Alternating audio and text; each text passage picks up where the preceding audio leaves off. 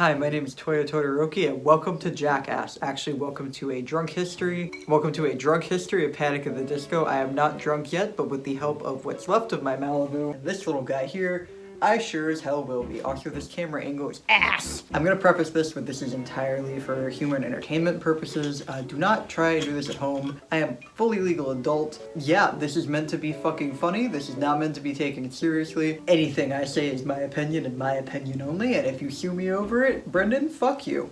Spencer was the hottest member, aside from Dallin, but Dallin is the gender.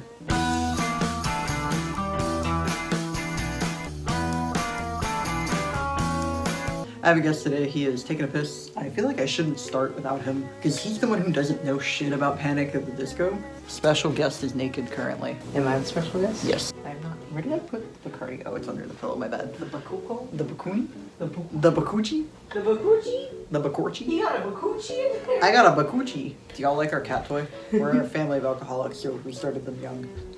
Wee! Sorry.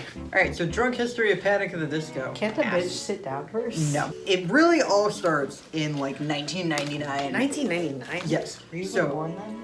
Yes, I was. Good for you. Were you? At the viewers. Oh. Panic at the Disco fully starts in 1999 when Spencer Smith and Ryan Ross are gifted drums and guitars respectively for, I believe, Christmas. Probably not their birthdays, but they have birthdays around the same time, so it could have been either. And they decided to start a Blink-182 cover band. They named this band Pet Salamander. They are later joined by Am I allowed to ask questions? Brent. I don't remember his last name. He is relevant for a second. And Trevor. And Am I allowed to ask? what's your question? Are you presenting this to me? I'm at presenting all? this to you and the audience. You are welcome to listen. Do you want lemonade with that? No. Alright, Not let's. yet. Alright, I'll let you know when I want lemonade. I'll just You sit can get here. me lemonade and potatoes when I request them. I will just sit here looking pretty. You are pretty. They, throughout high school, practice together, stop becoming a Blink-182 cover band, and turn into their own band because Ryan decides, what if I wrote songs? Wouldn't that be cool? Okay, yeah, go. When you think of a thought, you share it with the class. Go. Just go. They become Just a go. band. It's originally Pet Salamander. Becomes, I don't remember when they came up with the name Panic at the Disco, but they did at some point in this, creation of a thing. Do the peas and the pet and the panic matter? The P? The Panic? No, the exclamation mark matters. Okay. That will come in later. Okay. Originally, Trevor was the guitarist, and he said fuck that shit and left at some point. And so they're like, we need a new guitarist. And Brent's like, I know this weird theater kid in my high school. His name is Brendon. He's Mormon. Let me bring him over. Ew. This is Brendon Urie.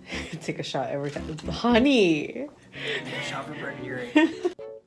So they bring over Brendon Urie to have him audition, and then at the end of the audition, he just starts, singing under his breath because he's a theater kid. And they're like, whoa.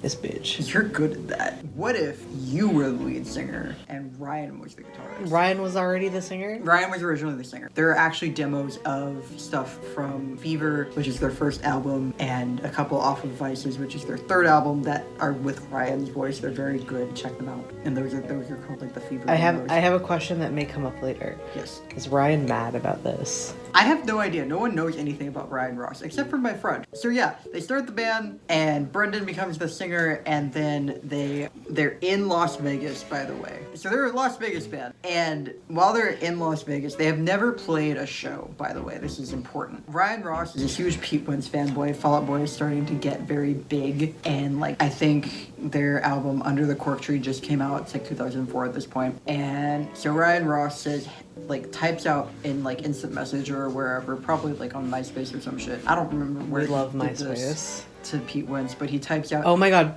Pause. I'm so sorry. No, finish the thought. Sorry. He types out to Pete Wentz, hey man, listen to your album, it sucks, consider this instead, and just DMs him his demos for Fever You Can't Sweat Out. Good for him. And Pete Wentz goes, damn, this kid's got balls, and signs him to his album, to his record, not his We album. need to stop right now. We need to pause production. What we need to do, Finish the Malibu. Okay. Oh god, it's happening. Just go. I think you should know, it is all hitting. I know I you're could- setting up a second camera, but It doesn't matter. Just go, baby. Just go. Say what you have to say. Take this. Tell me more about Ryan Ross. He's out there. He has a rose vest. I love that for him. I made a rose vest. Fun fact. Insert editing me who is sober. Insert photo of me in the rose vest because there's plenty of them. God, it's fucking hitting. Yeah. Holy shit. You drowned that bitch. Holy fuck. Welcome to Drunk History, my name Honey. is I have not touched this Bacardi yet. I am just using it as a microphone. Where was I? Pete Wentz. Ryan Ross did not suck Pete Wentz's dick, but he could have, and he should have. And that would have been very iconic, so good for him. But he did show Pete Wentz that he had the bigger dick proverbially, and that's what matters in the end. It do. It do. It do. So without ever playing a live show, Panic at the Disco is signed to a fucking record label. For better or worse. For better or worse. And that's where it all went downhill. Pete Wentz, fuck you. I'm gonna bully you on Twitter. Not really, but like, what if I did? You should. I should. I think he deserves it. He's a millionaire. So they get signed by Panic at the Disco. Panic at the Disco gets signed by Pete Wentz's label, Fueled by Ramen, which also has Paramore on it, which is a significantly better band. They released their first album, which is A Fever You Can't Sweat Out. It's a banger fucking album. If you haven't listened to it, I think you should. It's like one of those iconic emo albums. Everybody loves it. That's the one with Sins, Not Tragedies. Yeah. That's the one that has Sins, Not Tragedies on it. It's literally like a fucking, like that's, Ryan Ross wrote half their songs when he was 17. I was like in his sleep and I was like, damn. I don't know, he might have. And so he does that and he releases it, and at this time Panic at the Disco is Ryan Ross, Brent Wilson, that's the bitch. Spencer Smith and Brendan Urie. At some point in the initial Fever tour, Brent Wilson says, "I'm not interested in this. This is annoying. I don't want to be famous." He was the bassist. He was the bassist. So he leaves, and then I think he was working with the Academy Is at the time. I don't know. Fact check me on that. No, not Brent Wilson. So the next guy that comes in, the next bassist is John Walker. And John Walker, I think, was interning for the Academy Is. Interning? Like, you know, like subbing on bass. You can intern in a band? No, like he was the bass tech or something. Like he was working with the Academy Is, but he wasn't their bassist. I don't know who their bassist is. I don't know anything about the Academy Is, other than they were in a Cobra Starship video, and by that I mean William Beckett was in a Cobra Starship video. The Snakes on the Plane one, I showed you. So Brent Wilson says, "Fuck your chicken strips." Fuck your chicken John strips. Walker says, "I know how to play bass.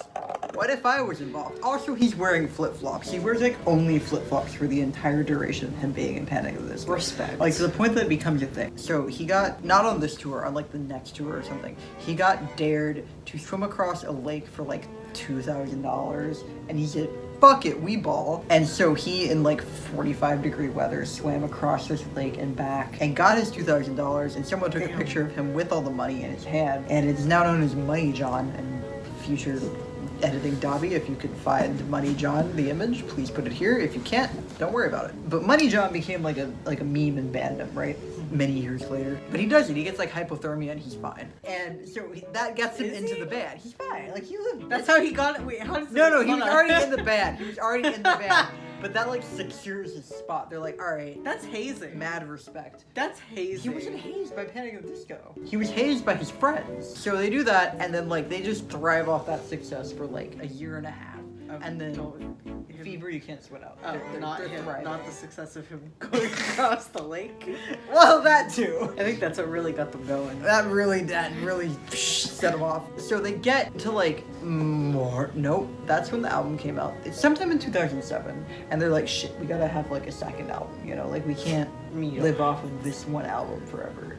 Could they? Probably could. Looking back, they could have. So they rent a cabin, and it's either in like Colorado or Wyoming. It's like in Yeehaw zone. Jeffree Star would go there to not be canceled, kind of thing. And they go to this cabin, and they start writing this album, and it's called the Cabin album. And Spencer looks sexy as hell throughout the entire thing. Please insert an image because I don't know. I any will. of them. He's scruffy and fluffy. He's exactly Oh. my type. Yeah.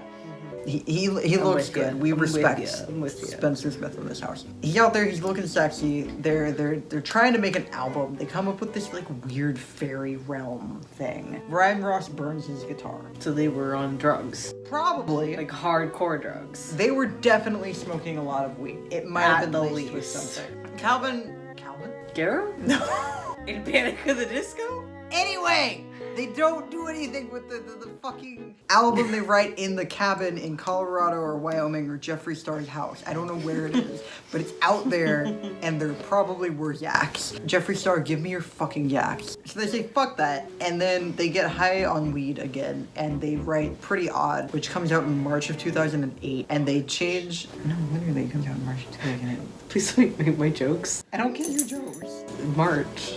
What the fuck are you talking about? Pretty Odd comes out, and they like switch up their whole aesthetic from like emo, funky, burlesque shit from Fever to like they're hippies now. Gross. They're hippies. They're straight up fucking hippies. Ryan Ross smokes weed. I don't like Pretty Odd. I'm not into it, my bad. I think it's like, it's not a bad album. It's just not my type of album and music that I listen to. What's the song on there that I might know? 9 in the Afternoon? That's the only one I know. Like, dead ass. I know there are other ones. There's one that everyone thinks is like this deep Brydon lore. Brydon? And I'm gonna jump into Brydon for a second. This is bandom. Brydon, Ryan Ross, and Urie, which was a ship. So also important to, you know, Panic at the Disco existing. In the 2000s, stage gay. Ryan Ross and Brendon Urie did a lot of stage gay because a lot of bitches did stage gay. If y'all want me to do some like My Chem history, drunk history, we are stage gay, but like we're real gay. Brydon and Ferrard were like the stage gay ships. We're talking about Brydon. I don't give a shit about Brydon. This is also an unpopular opinion. So Ryan Ross and Brendon Urie, as far as we know, we're not in a relationship. I'm going off of canon evidence only, and the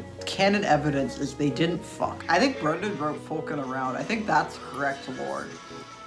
I hate this. Sounds like the Beatles. Yeah. No, Ryan Ross had a hard-on for Pete Wentz and the Beatles. Ew. And so the first album is Pete Wentz, and the second album is the Beatles. I need to talk about Brydon only because it's so fucking unnecessarily important to pre-split Panic. And I don't care about this shit. It's stupid. Shut up. Everyone thinks they fucked at Myrtle Beach. My family goes to Myrtle Beach every summer. You would have been there.